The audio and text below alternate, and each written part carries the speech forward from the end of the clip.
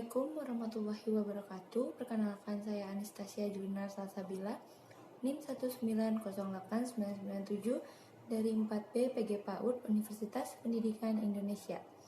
Saya akan memaparkan mengenai strategi pembelajaran PAUD bercerita melalui Big Book. Strategi pembelajaran dapat diartikan sebagai perencanaan yang berisi tentang rangkaian kegiatan yang didesain untuk mencapai tujuan pendidikan tertentu. Strategi pembelajaran merupakan tindakan atau rangkaian kegiatan termasuk penggunaan metode dan pemanfaatan berbagai sumber daya atau kekuatan dalam pembelajaran yang disusun untuk mencapai tujuan tertentu. Tujuan dan manfaat strategi pembelajaran PAUD adalah yang pertama, menimbulkan perhatian. Yang kedua, memotivasi anak untuk melakukan pembelajaran. Yang ketiga, memberikan gambaran atau model pembelajaran yang ada. Yang keempat, memberikan gambaran pendekatan pembelajaran apa yang akan digunakan. Dan yang kelima, melakukan persepsi. Manfaatnya adalah yang pertama, yaitu meningkatkan perkembangan konsep anak. Yang kedua, memungkinkan anak untuk mengeksplorasi lagi pengetahuan melalui berbagai kegiatan. Yang ketiga, membantu guru mengembangkan kemampuan anak dan kemampuan profesionalnya. Selanjutnya, ada 4 jenis strategi pembelajaran di PAUD. Ada 4 jenis strategi pembelajaran PAUD. Yang pertama yaitu strategi pembelajaran yang berpusat pada anak. Strategi pembelajaran yang berpusat pada anak ini, anak merupakan individu yang sedang tumbuh dan berkembang. Dan anak juga sangat aktif ya. Pada strategi ini, pembelajaran melibatkan anak dan berpusat pada anak. Yang kedua yaitu strategi pembelajaran melalui bermain. Bermain itu merupakan kebutuhan untuk anak usia dini. Bermain juga merupakan aktivitas yang menyatu dengan dunia anak tersebut. Nah, yang di dalamnya ini terkandung berbagai macam-macam fungsi seperti pengembangan kemampuan fisik motorik, pengembangan kognitif, afektif, sosial, dan sebagainya. Dengan bermain ini, anak akan lebih mengalami suatu proses yang mengarahkan pada perkembangan kemampuan anak tersebut.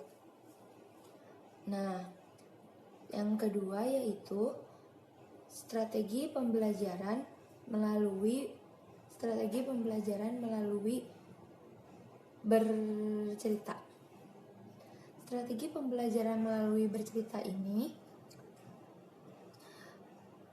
yaitu pencapaian tujuan pendidikan taman kanak-kanak dapat ditempuh dengan strategi pembelajaran melalui bercerita tersebut, di mana guru menceritakan pembelajaran dengan Big Book ataupun dengan buku cerita lainnya kepada anak usia dini.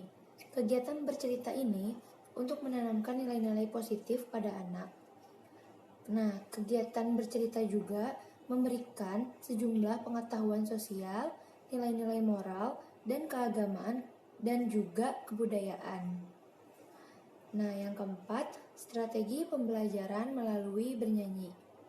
Bernyanyi memiliki banyak manfaat untuk praktik pendidikan anak dan pengembangan pribadinya secara luas, karena yang pertama, bernyanyi bersifat Bernyanyi bersifat menyenangkan, membuat anak lebih senang lagi untuk melakukan proses pembelajaran. Yang kedua, bernyanyi dapat dipakai untuk mengatasi kecemasan pada anak. Dan yang ketiga, bernyanyi juga merupakan media untuk mengekspresikan perasaan yang sedang dialami oleh anak.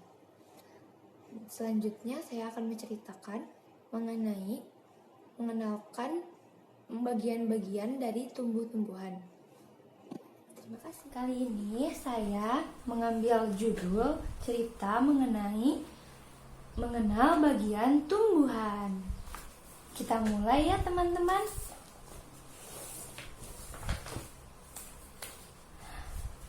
Wah. Di suatu pagi di sebuah taman, aku dan Tio bertemu dengan sebuah pohon yang sangat besar. Assalamualaikum teman-teman. Aku Tia dan ini Tio.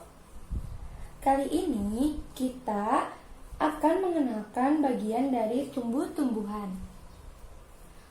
Mengapa tumbuhan bisa tumbuh dengan tegak ya teman-teman?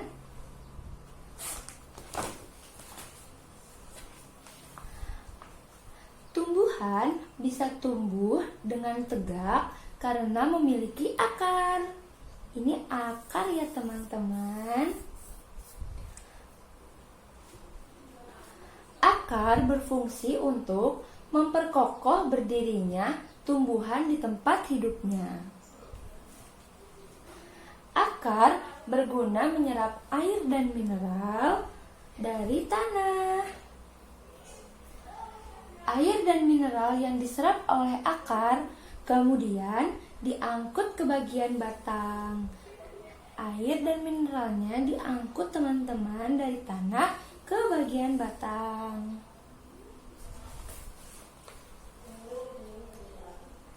Ini adalah batang.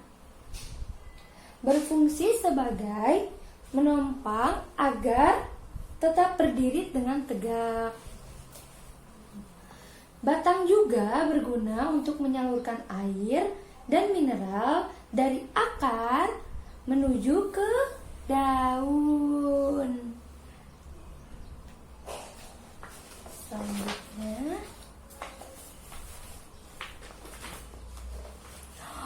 wah, ini adalah daun. Daun menerima air dari batang. Dari batang air menuju ke daun-daun. Nah, selain itu, daun juga bernafas menghirup udara karbon dioksida. Daun juga menangkap sinar matahari untuk tumbuh dan berkembang. Air dan karbon dioksida pada daun diolah menjadi makanan tumbuhan dengan bantuan sinar matahari. Sebagai hasilnya, daun akan mengeluarkan oksigen yang dibutuhkan oleh manusia untuk bernafas.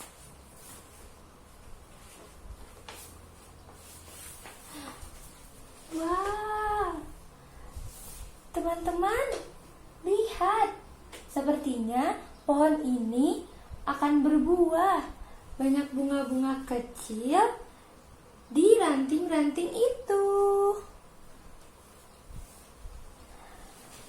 Lalu, bunga-bunga kecil perlahan-lahan akan menjadi buah. Wah.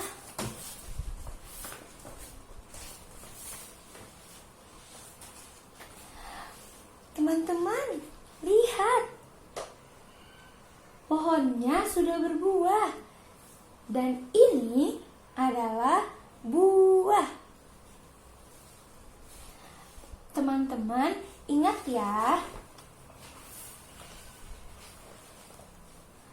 Kita tidak boleh menebang pohon sembarangan karena akan menyebabkan banjir.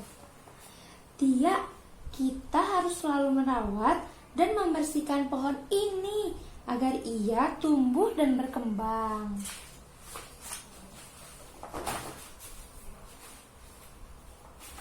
Alhamdulillah teman-teman, kita sudah mengetahui bagian pada tumbuh-tumbuhan. Semoga ilmunya bermanfaat dan kita bisa bertemu kembali. Wassalamualaikum warahmatullahi wabarakatuh.